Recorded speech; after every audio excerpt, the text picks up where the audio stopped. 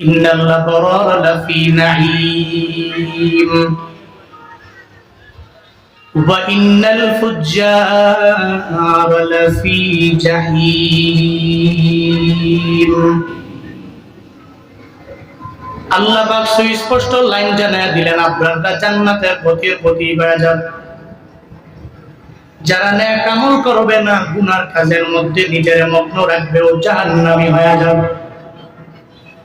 ফারিকুম feel জান্নাহ ওয়া ফারিকুম ফিস সাঈর। একটা পথ জান্নাতের আর একটা পথ জাহান্নামের আল্লাহ জানায়া দিলেন। আকল নামক আদালত আমার মাওলা আমারে আপনারে সবাইরে দিয়া দিলেন, কোরআন দিয়া দিলেন। বান্দা বুঝবে, আকল নামক আদালত দিয়া বিবেচনা করে কোন পথে গেলে জান্নাত পাওয়া যাবে। ওই পথে যদি আগে যেতে পারে, বান্দার কপালে ধরবে পক্ষ থেকে জান্নাত। যেই বান্দা আগাতে পারবে না, জাহান্নামীদের দোষে নিজের পরিপূর্ণ দোষী বানায় আগে যাবে, জান্নাত পাবে না, বরং জাহান্নামের পথের প্রতি হয়ে যাবে। আল্লাহ পাক বলেন, পথ আমি আল্লাহ দুইটা জানায়া দিলাম, হয়তো জান্নাতে যাবা, না হয় জাহান্নামে যাও। হাসরের ময়দানের বিচার কার্য শেষ হয়ে যাবে যেদিন পুলসেরাত বীজদের আকারে পার হইয়া যেই মানুষগুলো রবে জান্নাতে যাবে। আবার অনেকে আছে জান্নাতে যেতে পারবে না, পুলসেরাত তো পার হতে পারবে না, জাহান্নামী হয়ে যাবে। আল্লাহ সেদিন জান্নাতি আর জাহান্নামীদের মধ্যকার একটা মহাভারত লাগায়া দিবে, একটা কথোপকথন লাগায়া দিবে। আল্লাহ বলবে, এই জান্নাতীরা জাহান্নামীদেরকে জিজ্ঞেস করে নাও, কোন দোষের কারণে এরা জাহান্নামের মধ্যে আসে। জান্নাতীদের জবান, জাহান্নামীদের জবান আমার মাওলা কইলা দিবে। একজন আর একজনের সাথে মুহাওয়ারা করবে, মুকালামা করবে। প্রথমত জান্নাতীরা জাহান্নামীদেরকে জিজ্ঞাসা করবে, মা সালাকাকুম ফি সাকার। এই জাহান্নামীরা, কিসে তোমাদেরকে জাহান্নাম নামক এই আগুনের মধ্যে ফালায়া দিল? কেন জান্নাতের মধ্যে ঢুকতে পারলা না? কেন জাহান্নামের মধ্যে চলে গেলা? দুইজনে তো এক এলাকার বাসিন্দা। আমি আজান দিলে নামাজের মধ্যে গেলাম, তুমি গেলা না। এই বাসিন্দারা, আমরা তো একই এলাকায় বসবাস করলাম, একই বাড়ির মধ্যে রইলাম, একই ফ্ল্যাটের মধ্যে থাকলাম, একই দেশের মধ্যে ছিল আমাদের বসবাস, কিন্তু আজকে আমরা জান্নাতে, তোমরা কেন জাহান্নামের মধ্যে গেলা? সেদিন জান্নাতীরা যখন জাহান্নামীদেরকে বলবে, কোন দোষে তোমাদেরকে জাহান্নামে নিয়ে গেল? এক নাম্বার দোষ, ক্বালু লাম নাকু মিনাল মুসাল্লিন। দুনিয়াতে আমরা নামাজি ছিলাম না। এক নাম্বার দোষ কি? নামাজি ছিলাম, আমরা মুসল্লি ছিলাম না। তোমরা আজান দিলে দৌড়ে মসজিদে গেছো, আমরা আজান দিলে মসজিদে যাবো দূরের কথা, বরং ফজরের সময় আজান দিছে তো মোবাইলটা রাইখা এরপরে কম্বল ল্যাপ মুড়ি দিয়ে দিলাম, গুরুত্ব দিই। তোমরা নামাজের গুরুত্ব দেওয়ার কারণে আজকে জান্নাতে, আমরা নামাজের গুরুত্ব দিতে পারি নাই, এ কারণে আজকে জাহান্নামের মধ্যে আমরা চলে গেলাম। জাহান্নামীরা বলবে, তোমরা নামাজ পড়লা, এ কারণে জান্নাতে গেলাম। আমরা নামাজ পড়তে পারি না, এ কারণে জাহান্নামে চলে গেলাম। ও বান্দা, তাইলে বুঝা গেল, এক নাম্বার, যেই বান্দা নামাজি ও তো জান্নাতের মধ্যে চলে যাবে, আর যে নামাজের ধারে কাছেও যায় না, ও জাহান্নামে যাবে। জাহান্নামের ব্যক্তিটাই তো জান্নাতীদেরকে আফসোস করে বলবে, তোমরা নামাজের গুণে গুণান্বিত হওয়ার কারণে জান্নাতি, আর নামাজের গুণে গুণান্বিত না হতে পারি নাই, এ কারণে আমরা ওই দোষের কারণে জাহান্নামে চলে আসলাম। এর মানে বোঝা গেল, যেই বান্দা জান্নাতি হবে ও নামাজি হবে। নামাজি ছাড়া কোনো বান্দাই জান্নাতি হতে পারবে না, নামাজ ছাড়া জান্নাতে ঢোকাও সম্ভব না। কিন্তু এখন তো মুসল্লিদের এমন একটা হালাত হয়ে গেল, শ্রোতাদেরও এমন একটা হালাত হয়ে গেল, বয়ান শুনে সারা দিন আর রাত লাগায়া বয়ান, কিন্তু ফজরও পড়ে না, যোহরও পড়ে না, আসরও পড়ে না। হুজুরদের বয়ান শুনতে বড়ই মজা লাগে, কিন্তু হুজুর তো নামাজের বয়ান কইরা গলা ফাটায়া হাতিয়া নিয়া বাড়িতে রওনা। কিন্তু মুসল্লির নামাজের কোনো খবর নাই। এখনো মসজিদের মধ্যে ফজরের সময় মুসল্লি পাওয়া যায় না, জোহরে মুসল্লি পাওয়া যায় না, আসরে মুসল্লি পাওয়া যায় না, মাগরিব এশায় মুসল্লি পাওয়া যায় না। ইমাম যদি জিজ্ঞাসা করে, এই যুবক, কেন তুমি জোহরের নামাজে গেলা না? তখন সঙ্গে সঙ্গে জানায়া দেন, আমি জুয়ান মানুষ, এখন নামাজ দিয়া কোনো লাভ নাই। বরং হায়াতের বেলা তো অনেক আছে, মুরব্বি হয়ে গেলে, দাদার মতো বয়স হয়ে গেলে আমি নামাজের মধ্যে যাব। অথচ আল্লাহ পাক জানায়া দিলেন, ও আমার বান্দা, জান্নাতি গুণে গুণান্বিত হইও। জান্নাতি গুণে যেই বান্দা গুণান্বিত হবে, এক নম্বরে বান্দার নামাজের গুণ লাগবে। যেই বান্দা নামাজের গুণে গুণান্বিত হবে, ওই বান্দাকে আমার মাওলা হাসরের ময়দানে জান্নাতে ঢোকাবে। কিন্তু যারা নামাজ পড়ে না, এরা জাহান্নামী হয়ে যাবে। কয়েক নম্বরই দোষটা আমাদের ভিতরে ছিল, এই দোষের কারণে সে জান্নাতের মধ্যে যেতে পারলাম না। ওদিন যদি আফসোস করে চোখের পানি ফালাইয়া নিজের হাতও যদি নিজে কামড়াইয়া জাহান্নামী খেয়ে ফেলে, এরপরেও জাহান্নামীরে তো আমার মাওলা ক্ষমা কইরা জান্নাতে ঢোকাবে না। ও আল্লাহর বান্দারা, ও দিন আফসোস করলে বিন্দু মাত্র পরিমাণ কোনো ফায়দা নাই। একটা মুরব্বী 70 বছর মুরব্বী হয়ে যাওয়ার পরে যদি বলে, লাইতা শাবাবা ইয়াউদু, যদি জুয়ান কালটা আবার ফিরে পাইতাম, এরপরে আমি নামাজের জন্য যাইতাম। ওয়া মাওলানা মুহাম্মাদান আবদুহু ওয়া রাসূলুহু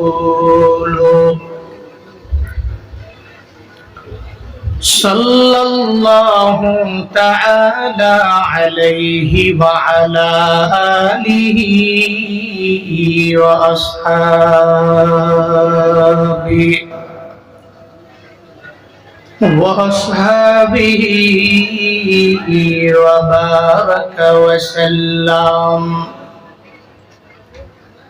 وبارك وسلم تسليما كثيرا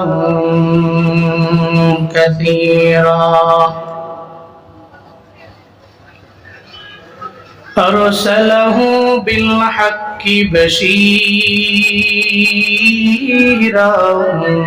ونذيرا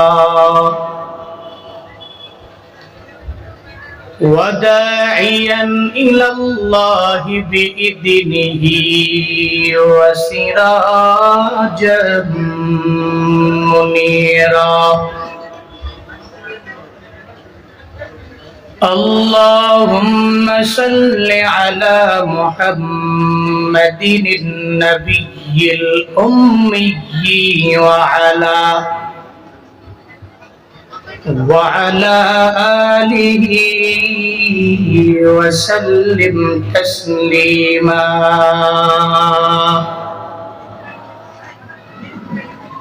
وبعد فأعوذ بالله من الشيطان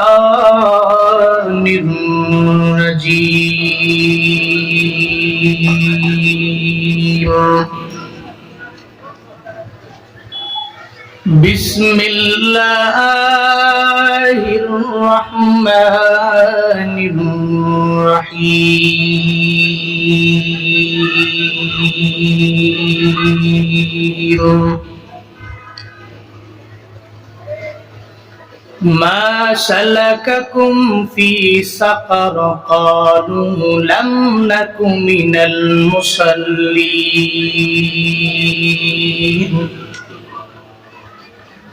ولم نك نطعم المسكين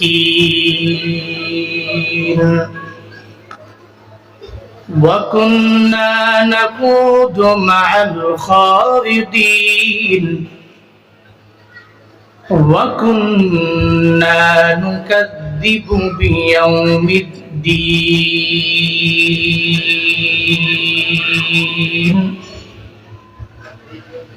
حتى أتانا اليقين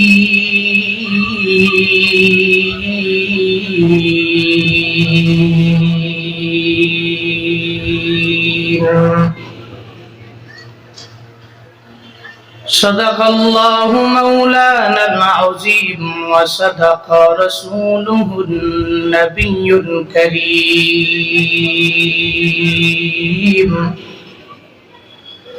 ونحن على ذلك لمن الشاهدين والشاكرين والذاكرين والحمد لله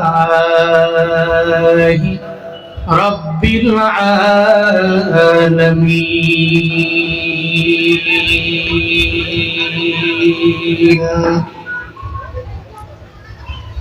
سبحانك لا علم لنا إلا ما علمتنا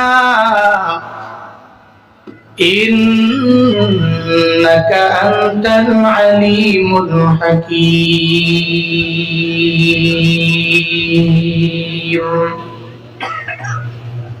رب اشرح لي صدري ويسر لي أمري واحلل عقدة من لساني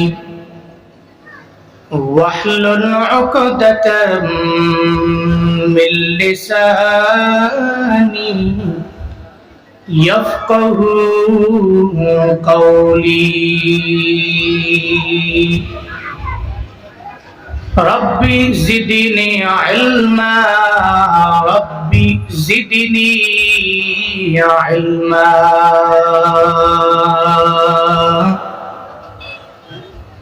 ربي زدني علما ربي يسر ولا تعسر وتمم علينا بالخير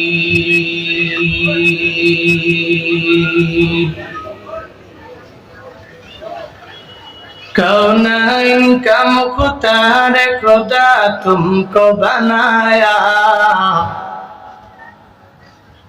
कौनाइन का मुख्तार खुदा तुमको बनाया उम्मत की निगाहबान खुदा तुमको बनाया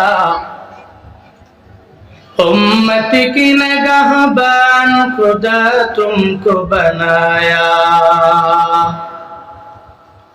या रब मेरे आँखों में समा जाए मदीना या रब मेरे आँखों में समा जाए मदीना मुद्दत से मेरे दिल में तमन्ना है मदीना मुद्दत से मेरे दिल में तमन्ना है मदीना ঐতিহ্যবাহী জামে ইসলামিয়া উত্তর বেগুনবাড়ি উদ্যোগে আয়োজিত যুগ পূর্তি আন্তর্জাতিক ইসলামী মহাসম্মেলনের আজ 30 নভেম্বর 2024 মোতাবাররক এই মজলিসের সম্মানিত প্রধান অতিথি বিশেষ অতিথি ওয়াইজিনে کرام বৃন্দ দেশের উপমহাদেশের উল্লেখযোগ্য প্রসিদ্ধ মুফাসসিরে কুরআন যারা আছেন ওনাদের অধিকাংশই আজকের এই মাহফিলের এই মঞ্চে এসে এই মঞ্চকে আলোকিত করবেন। ইতিমধ্যেই অনেকে আলোচনা করেছেন, সামনেও বাদাল মাগরিব থেকে নিয়ে মধ্যরাত পর্যন্ত বয়ান চলবে। আসরের নামাজের পরে আপনারা নিজেদের ব্যস্ততার সময় আসরের নামাজের পরে অনেক কাজে মানুষ মশগুল থাকে। যারা খেলাধুলা করে আসরের নামাজের পরে খেলাধুলা করে, যাদের হাঁটাহাঁটি করার অভ্যাস আসরের নামাজের পরে হাতির জিলের এই লেকে পার দিয়ে হাঁটে, যাদের দোকান আছে দোকানদারি করে, সিএনজি ড্রাইভার যিনি সিএনজি চালায়, এখানে বিভিন্ন ক্যাটাগরির মানুষ যারা নিজের কাজকে প্রায়োরিটি না দিয়ে এই সুন্দর একটি বেহেশতের বাগানে কোরআন এবং হাদিস থেকে কিছু দ্বীনি আলোচনা বাস্তব জীবনে আমল করার লক্ষ্যে শোনার জন্য আপনারা বসে আছেন।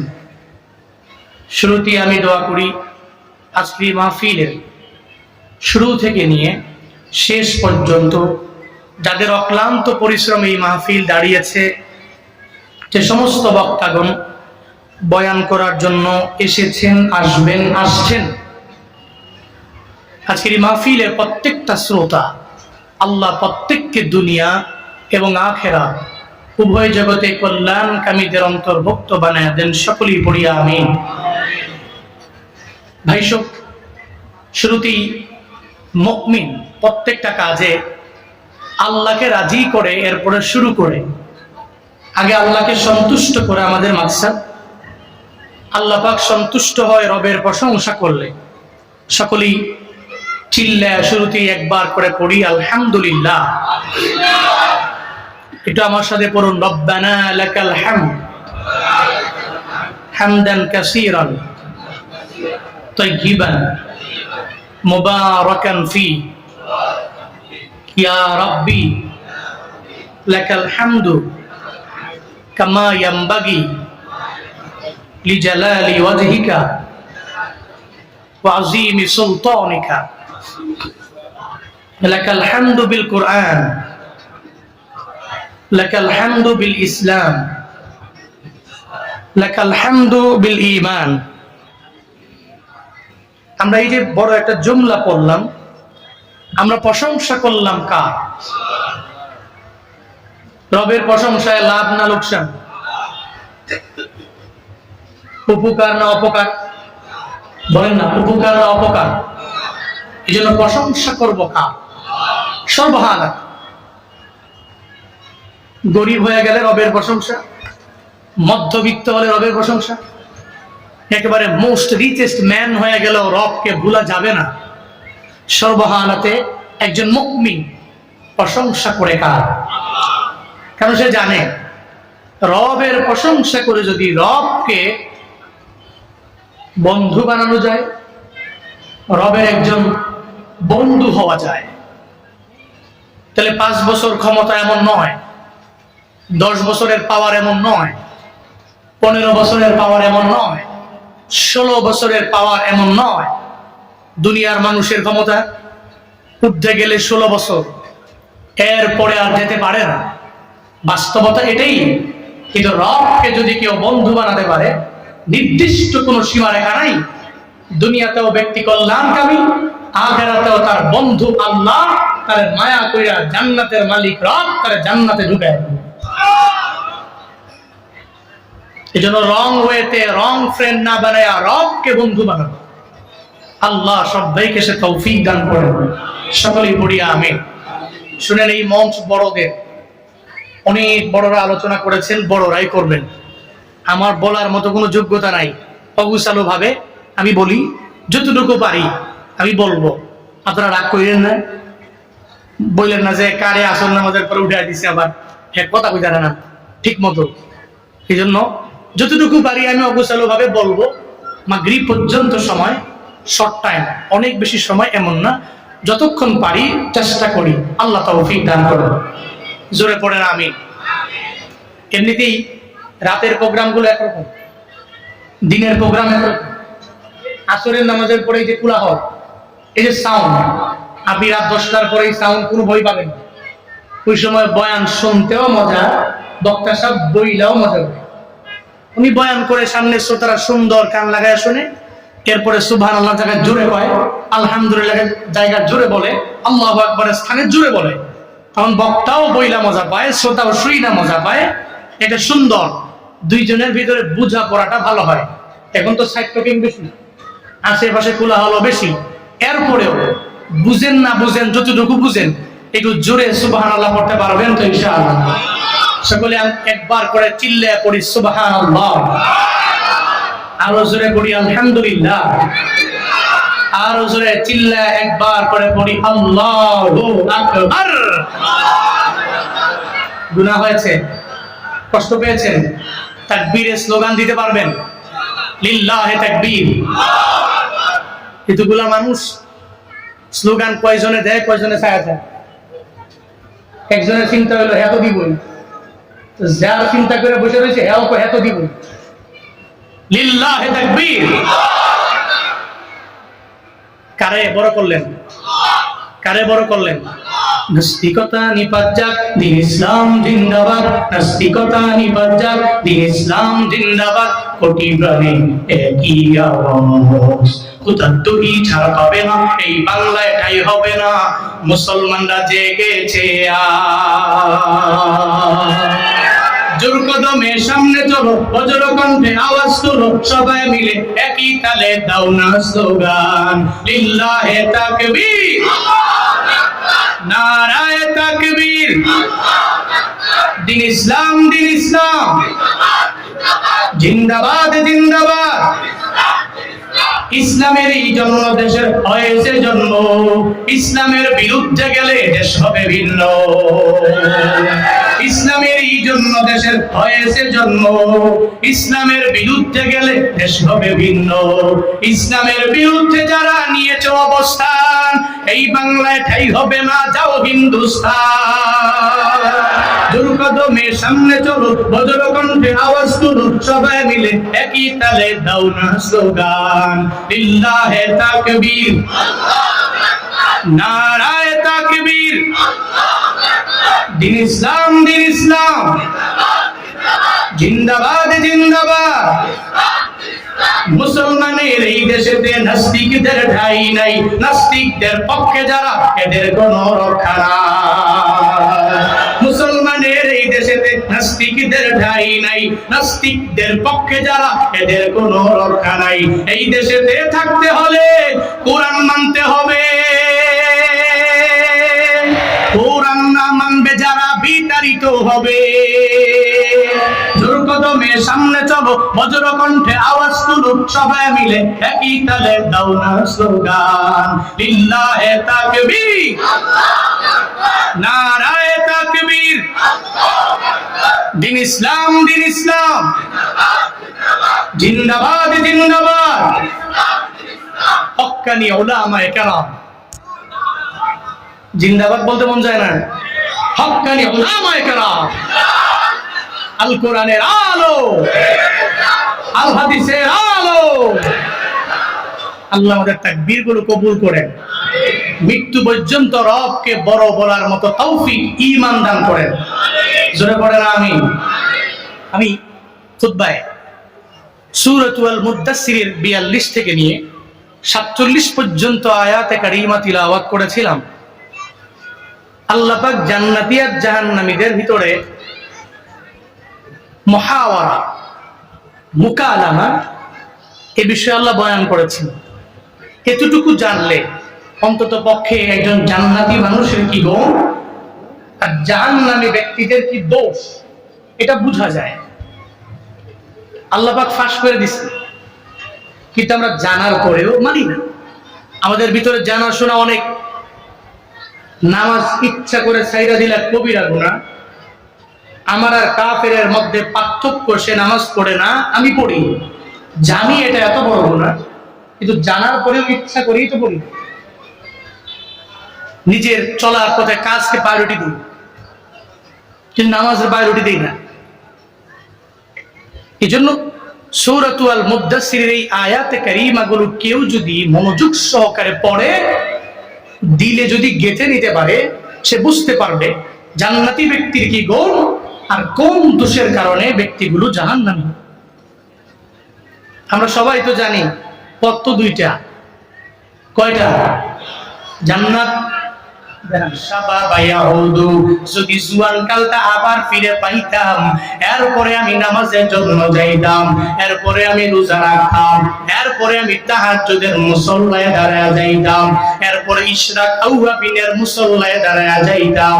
ও বান্দা জবাব দাও, একটা মুরব্বিও যদি মুরব্বী হয়ে যাওয়ার পরে বারবার বলে আল্লাহ যদি আমারে জুয়ান বানাইতো তাহলে আমি নামাজের জন্য আগে যাইতাম, এর মানে বোঝা যায় মুরব্বী কোনোদিন জুয়ান হতে পারবে পারবেনি। মুরব্বী কোনোদিন জুয়ান হতে পারবে ঠিক তদ্রূপ ভাবে জাহান্নামীরা জাহান্নামে যাওয়ার পরে যদি 1000 বার লাখ বার যদি আল্লাহকে বারবার আবদার জানায়, আল্লাহ দুনিয়াতে নামাজ পড়ি নাই, একটু ছাড় দেন, একটু নামাজ পড়ুন, একটু দুনিয়াতে আবার পাঠান, আবার রোজা রেখে আসবো, নেক আমল করে আসবো, গীবত করবো না, মিথ্যা বলবো না। আমরা যারা অন্যায় করে ওই অন্যায়কারীদের বন্ধু নিজেরা বানাবো না। যদি বারবার বলবে, আদৌ কি আল্লাহ পাক জাহান্নাম থেকে ফিরে দুনিয়াতে পাঠাবে? কথা বলেন না কেন? ওদিন আফসোস করলেও বিন্দু মাত্র পরিমাণ লাভ। এজন্য জান্নাতি ব্যক্তিদের গুণ, ওরা জান্নাতে থাইকা প্রশ্ন করছে, এই কিসে তোমারে জাহান্নামে নিল? দোষ ছিল 1 নাম্বার, নামাজি ছিলাম না। এর মানে স্পষ্ট এরা নামাজি না হওয়ার কারণে জাহান্নামে, এরা নামাজ পড়ার কারণে জান্নাত। 1 নাম্বার। 2 নম্বরে আবার মাওলা জানায়া দেন, জান্নাতীরা জাহান্নামীদেরকে জিজ্ঞাসা করবে, এই জাহান্নামীরা 2 নম্বরে কিসে তোমাদেরকে জাহান্নামে নিয়ে আস? জাহান্নামীরা 2 নম্বরে জানায়া দিবে, ওয়ালাম নাকুনু তুইমুল মিসকিন। দুনিয়াতে মিসকিনদেরকে খাওয়াই নাই। মিসকিন দেখলেই বারবার ধমক দিয়া দিলাম। একটা ভিখারি যখন দরওয়াজার সামনে এসে দাঁড়ায় যায়, দেখবেন এখনো অনেক আল্লাহর বান্দা এমন ওই ভিখারিরে এত পরিমাণে ধমক দিয়া দাঁড়ায় দেয়, ভিখারিরে মানুষও মনে করে না। বরং ভিখারি যখন দরওয়াজার সামনে এসে দাঁড়ায় যায়, যখন বলে, আল্লাহ কারীম, এমন কিছু তুমি আমার দাও যেগুলা দিয়ে আমি বাড়ির মধ্যে যাব, তখন দেখবেন অনেক ধনীওয়ালা ধমক দিয়া দাঁড়ায় দেয়। পকেটে টাকা আছে তাও দেয় না, না থাকলে আবার ধমক দিয়া দাঁড়ায় দেয়। মিসকিনদেরকে মানুষই মনে করে না, নিঃস্বদেরকে মানুষ মনে করে না, অসহায়দেরকে মানুষ মনে করে না। না রে বাবা, জাহান্নামীদের তো সোনারা মিসকিনদের খাওয়াবে না, এরা এতিমদের পাশে গিয়া দাঁড়ায় যাবে না, এরা কঠিন কালেও কোন গরিব মানুষ অসহায় মানুষের পাশে গিয়া দাঁড়ায় যাবে না। কিন্তু যারা জান্নাতি মানুষ, এরা মনে মনে ভাববে আর চিন্তা করবে, বলে যেই বান্দা মিসকিন হয়ে গেল, ওরে ধমক দিয়া তাড়ায়া দেওয়া যাবে না, বরং এই মিসকিনটা আমার সামনে আসলে আমি যা পারি দিয়া দিব। একটা গরিবের ফিরাইয়া দেওয়া যাবে না, গরিবের আমি যা পারি তারে আমি দিয়া দিব। একটা এতিমের ফিরাইয়া দেওয়া যাবে না, বরং এতিম যদি আমার সামনে এসে একটু আমারে ডাক দেয় আর আমার দরবার থেকে যদি কোনো সাহায্য চায়, আমি জীবনেও কোনোদিন কোনো এতিমের ধমক দিয়া তাড়ায়া দিব না। কারণ মুমিনের মনে মনে বড় চিন্তা আছে, একটা এতিমের দুনিয়ায় কেউ নাই, একটা মিসকিনের দুনিয়ার মধ্যে কেউ নাই, একটা অসহায়ের দুনিয়ার মধ্যে কেউ নাই রে বাবা। এজন্য তো মায়ার নবী জানায়া দিলেন যে উম্মত আমার একটা এতিমের পাশে গিয়া দাঁড়ায়া যাবে, স্বয়ং আল্লাহ তার পাশে আইসা দাঁড়ায়া যাবে। মায়ার নবী জানায়া দেয়, ও উম্মতেরা শুনো, এতিমের মাথায় যদি আমার কোনো উম্মত হাত বুলায়, তাহলে ওই এতিমের মাথার মধ্যে যত পরিমাণে চুল আছে, ওই চুলগুলো গণনা করা পসিবল হবে না, সম্ভব হবে না। মায়ার নবী জানা দেয়, একটা এতিমের মাথায় যদি আমার কোন উম্মত মায়া নিয়ে দরদ নিয়ে হাত বোলায়, ওই এতিমের মাথার চুল বরাবর পরিমাণ সওয়াব আল্লাহ পাক হাত বুলানে ওয়ালার আমল নামায় দিয়া দিবে। এজন্য জান্নাতি মানুষ মনে করে আমি এতিমদের পাশে গিয়া দাঁড়ায় যাব, এখন আমার মায়ার নবীর মতো এতিম কেউ নাই। যেই নবী আমার এত পরিমাণে এতিম হয়ে গেলেন, যেই নবীর মতো এতিম কেউ নাই।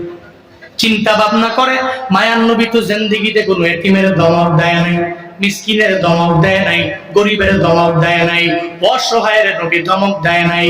আল্লাহ পাক সূরাতুল দুহার মধ্যে নবীর জানায়া দিয়েছে, ফাআম্মাল ইয়াতীমা ফালা তাকহার ওয়া আম্মাস সাইলা ফালা তানহার। ও পয়গম্বর, জীবনে কোনোদিন কোনো এতিমের ধমক দেওয়া যাবে না, কোনো সায়েলকে আপনি তাড়াইয়া দিবেন না। এই কারণে নবী আমার, কারণ আমি আল্লাহই তো আপনার এতিম করে দুনিয়াতে পাঠাইলাম। আমার মায়ার নবী কত পরিমাণে এতিম জানুনি রে বাবা। দুনিয়াতে আসার পর যেই নবী আমার বাবার আদর পায় নাই, বাবার আদর কেমন, বাবারে দেখলো না, বাবারে ডাকতেও পারলো না, বাবাও জীবনে কোনোদিন কপালের মধ্যে চুমু দেয় নাই, নাকের মধ্যে গালের মধ্যে চুমু খায় নাই। যেই মায়ার নবী আমার এত পরিমাণে এতিম, 5 বছর বয়সের পরে নবী যখন মা আমেনার ঘরের মধ্যে আসলেন, মা আমেনার ঘর থেকে বিকেল বেলা যখন মায়ার নবী খেলার মাঠে খেলাধুলা করার জন্য, খেলা দেখার জন্য যখন রাহমাতুল লিল আলামিন মাঠের কিনারায় দাঁড়ায় যায়, খেলাধুলা দেখার পরে হঠাৎ করে যখন সন্ধ্যা গড়িয়ে আসলো, সব শিশুদের বাবারা এদের দরবারে আসি, এদের নাকে গালে চুমু দিয়া দিয়া আদর কইরা কাদের মধ্যে উঠাইয়া এরপরে বাড়ির মধ্যে নিয়ে যায়। আমার মায়ার নবী খেলার মাঠের পাশে বৈশা বৈশা নবী বাবারে মিস করে, নবী চিন্তা ভাবনা করে সব শিশুদের বাবারা তাদেরকে নেওয়ার জন্য আসলো, এদের গালে চুমু দিয়া দিল, এদের নাকে কপালে চুমু দিয়া কাদের মধ্যে লইয়া কত পরিমাণে আদর করে এদের বাড়িতে নিয়ে যায়। আমার বাবাই কি আসবে না? আমার বাবাই যদি না আসে আজকে বাড়িতে যাব না। নবী চোখের পানি ফেলে ফেলে বাবার জন্য কান্না করে। সন্ধ্যা যখন ঘনিয়ে আসে এরপরে যখন নবী বাসায় যায় না, মা আমেনার মনে বড় চিন্তা, আমার সন্তান যদি হারায় যায়, কোথায় গেলে আমি সন্তানের পাবো। এবার মা আমেনা ঘর থেকে বের হয়ে শিশুদেরকে জিজ্ঞাসা করে, ও শিশুরা, মুহাম্মদের খেলার মাঠের মধ্যে দেখছনি? ওই মুহাম্মদের নাম বলতে কাউরে চিনি না, তবে দেখছি গো ওই খেলার মাঠের কিনারায় দাঁড়ায়া দাঁড়ায়া একজনের চোখের পানি ফেলে কান্না করে। মা আমেনার বুঝতে বাকি নাই এটা আমার সন্তান ছাড়া কেউ হতে পারে না। মা আমেনা দৌড়ে যায় আর যায় দেখে মায়া নবী আমার কান্দি। মা আমেনা যায় বলে, মুহাম্মদ রে ও বাবা, এই খেলার মাঠে খেলাধুলা করার জন্য এসে সন্ধ্যা ঘনিয়ে গেল, কেন তুমি বাড়ির মধ্যে যাও না? কেন চোখের পানি ফেলে কান্না করো? কে তোমায় মারলো? কে তোমার দেহের মধ্যে আঘাত করলো? আমি মায়েরে জানায়া দাও। মায়ার নবী জানায়া দেয়, ও মা আমার না না, দুনিয়ার কেউ তো আমারে মারে নাই গো মা, বরং আমি চোখের পানি ফেলে কেন কান্না করি জানুনি?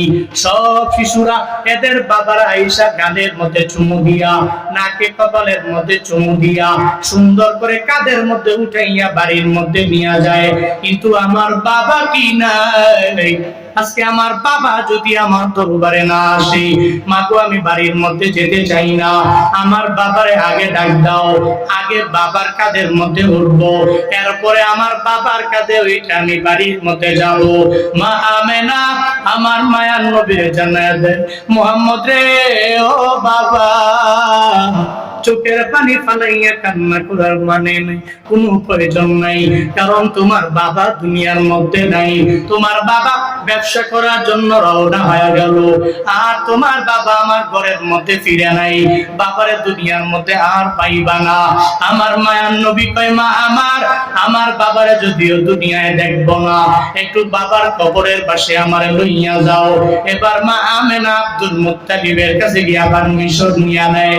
একটা গোড়ার মধ্যে উম্মে আয়মান আর মা আমেনা আর মায়ার নবী যখন রওনা হয়ে যায় বাবার কবর জিয়ারতের জন্য, একটা পর্যায়ে ওই বাবার কবর জিয়ারতের জন্য কবরের পাশে যখন যায়, মা আমেনা কয়, তাকায়া দেখ ওই জায়গার মধ্যে তোমার বাবার কবর, ওখানে যাও। আমার মায়া নবী ওই বাবার কবরের মধ্যে যাইয়া বারবার রহমাতুল লিল আলামিন শিশু নবী আমার বাবারে বারবার ডাক দেয়, ও বাবা আমার, কেন তুমি আমি সন্তানের সুন্দর করে চুমু দাও না? কেন আমার গালে চুমু খাও না? ও বাবা গো, আমি সন্তানের প্রতি কি তোমার মায়া হয় না? কেন তুমি আমার সন্তান বলে ডাক দাও না? মায়ার নবী চোখের পানি ফেলে ফেলে কান্না করে। একটা পর্যায়ে মা আমেনা বলে, ও মুহাম্মদ, আয় দেরি হয়ে যাবে, আমি তোমাকে সঙ্গে করে লইয়া বাড়ির মধ্যে চলে যাব। তোমার বাবার খবর দেখা যখন শেষ হয়ে গেছে, আর দেরি করা যাবে না। ঘোড়ার মধ্যে উঠছেন উম্মে আয়মান আর মায়ার নবী আর উম্মে আয়মান আর মা আমেনা তিনজনে গুড়ার মধ্যে ওইটা যখন রওনা করে ফেললো, একটু দূর যাওয়ার পরে মা আমেনা ডেকে বলে, উম্মে আয়মান একটু গুড়াটারে একটু থামায়া দাও, আমার একটু নামাও, পেটের মধ্যে ব্যথা আরম্ভ হয়ে গেছে, আমার একটু থামায়া দাও, আমার মুহাম্মদের আমি দু চারটা কথা বলবো, পেটের ব্যথা সহ্য করতে পারি না। মায়ার নবীর মা যখন ওই ঘোড়া থেকে নামলো, নবী আমার নামলো, এবার মা আমেনার পেটের ব্যথা কনে কনে কনে কনে বাড়তে লাগলো। একটা পর্যায়ে ডেকে বলে, ও মুহাম্মদ, তোমার বাবার কবর জিয়ারতের জন্য তুমি রওনা হয়ে গেলা, আমি মায় তোমারে কত পরিমাণে আদর যত্ন করতে পারি নাই, বাবার কবর জিয়ারতের জন্য আমি নিয়ে গেলাম, এখন যাওয়ার পথে আমি মায়ের পেটের মধ্যে ব্যথা দেখা দিয়ে দিল, আমার মনে হয় আমি মাও দুনিয়া থেকে বিদায় নিয়ে চলে যাওয়া লাগবে। ও সন্তান আয় আয় আমার বুকের মধ্যে আয়, আমি মায়ের জন্য বদদোয়া করবি না, আমি মায়ের তোরে দুনিয়ার মধ্যে পরিপূর্ণভাবে কদর করতে পারি নাই, স্নেহ মায়া দিতে পারলাম না, বাবার কবর জিয়ারত করতে যাইয়া এখন আসার সময় মনে হয় মা দেও হারায়া ফেলতে হবে। মায়ার নবী কয়, মা আমি দুনিয়াতে বাবার আদর কেমন আমি পাই নাই, দুনিয়াতে আসার পরে আপনার ঘরে আমি ছিলাম না, দুধ মা হালিমার ঘরে আমি ওই জায়গার মধ্যে বড় হয়ে গেলাম, এখন মা যদি আপনি আমারও সাইরা যদি জ্বলিয়া যান, আমার মাও থাকবে না, আমার বাবাও দুনিয়ার মধ্যে থাকবে না, আমি মুহাম্মদের মতো এতিম এই দুনিয়ার মধ্যে আর কেউ রইবে না। মায়ার নবী চোখের পানি ফেলে ফেলে কান্না করে, গোরা নিয়ে যখন দৌড়া যায়, মা আমেনা বিদায় নিয়ে যায়, উম্মে আয়মান আর নবী যখন যায়, আব্দুল মুত্তালিব তাকায়া দেখে যাওয়ার সময় ঘোড়ার মধ্যে 3 জন, আসার সময় ঘোড়ার মধ্যে 2 জন, বুঝতে আর বাকি নাই। আমার মনে হয় পুত্রবধূটা দুনিয়া থেকে বিদায় নিয়ে চলে গেল। মায়ার নবী যখন চোখের পানি ফেলা দাদার দরবারে আবদার জানায়, ও দাদা, আমার এই জগতে আমার মাও নাই, আমার বাবাও নাই, এখন দাদা আপনি ছাড়া আমার কোনো গার্ডিয়ান নাই। মায়ার নবীকে আল্লাহ পাক রব্বুল আলামিন দাদা আব্দুল মুত্তালিবের মাধ্যমে, চাচা আবু তালেবের মাধ্যমে লালন পালনের দায়িত্ব নিয়ে নিলেন। আমার মায়ার নবীর মতো এতিম তো দুনিয়ার কেউ নাই রে বাবা, একটা নবীর উম্মতের এতিমের পাশে যদি দাঁড়ায় যায়, এত পরিমাণে সওয়াব, আল্লাহ ওই উম্মতের পাশে আয়েশা স্বয়ং দাঁড়ায় যায়। নবী এতিম, কেউ যদি এতিমের পাশে দাঁড়ায়, কেউ খুশি না হইলেও নবী খুশি হয়ে যায়। সুবহানাল্লাহ পড়বেন না? নবীর খুশি করতে হলেও একটু এতিমের পাশে দাঁড়াবেন। জাহান্নামীদের দোষ হলো এরা এতিমদের পাশে দাঁড়ায় না, জান্নাতীদের গুণ হলো এতিম মিসকিনদের পাশে গিয়ে দাঁড়ায় যায়। নিয়ত করেন আজকে থেকে এতিম মিসকিনদের পাশে দাঁড়ায় যাবেন। জাহান্নামীদের 3 নাম্বার দোষ, কুন্না নাকুদু মাআল খাইদিন, যারা অপবাদ দিত, যারা গীবত করত, আমাদের বন্ধু হয়ে এদের সাথে মিল্লা আমরাও গীবত করতাম, আমরাও এদের সাথে অন্যায় অশ্লীল কথাবার্তা অনর্থক কথাবার্তা বলতাম। এই কারণে আজকে এই দোষের কারণে জাহান্নামী 4 নাম্বার, কুন্না নুকাদ্দিবু বিয়াউমিদ্দিন, আমরা আখিরাতের দিনটাকে মিথ্যা প্রতিপন্ন করতাম, মনে করতাম হুজুরা খালি আখিরাত আখিরাত কয়, খালি কবর কয়, হুজুরা খালি ওয়াজ নাই, খালি কবরের ওয়াজ, খালি জাহান্নামের ওয়াজ, মনে করতাম জাহান্নাম জান্নাত এগুলা নাই, আখিরাত নাই।